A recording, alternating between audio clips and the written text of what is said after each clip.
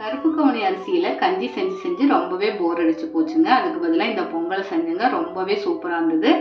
கருப்பு கவுனி அரிசி ஒரு 3/4 கப் அளவு எடுத்துட்டு ஓவர் நைட் ஊற வச்சுட்டு அதை கழுவி எடுத்து தண்ணியை வடிகட்டிட்டு நல்லா படபடன் பொரிஞ்சு வர வரைக்கும் வறுத்துட்டு கொரகொரப்பா அரைச்சி எடுத்துக்கலாங்க. 1 கப் பாசிப்பருப்புவை நல்லா கழுவி எடுத்துட்டு அதோட அரைச்சி வச்சுக்கிற கருப்பு கவுனி அரிசி சேர்த்து 2 கப் தண்ணி சேர்த்துடலாங்க. உப்பு தேவையான அளவு சேர்த்துட்டு வெண்ணெய் சேர்த்து மூடி வச்சு ஒரு 4-5 விசில் மீடியம் ஃப்ளேமில் விட்டுக்கலாங்க. பொங்கல் ரெடியாக இருக்குள்ள சாம்பார் வச்சிடலாங்க. பருப்பும் தக்காளியும் சேர்த்து வெந்ததும் காய்கறிகள் சேர்த்துட்டு சாம்பார் தூள் சேர்த்துட்டு புளிக்கரைசல் சேர்த்து உப்பு சேர்த்து நல்லா வெந்ததும் வெங்காயம், காஞ்ச மிளகாய், கருவேப்பிலை, பெருங்காயத்தூள் சேர்த்து அழைச்சி எடுத்து கொட்டிடலாங்க.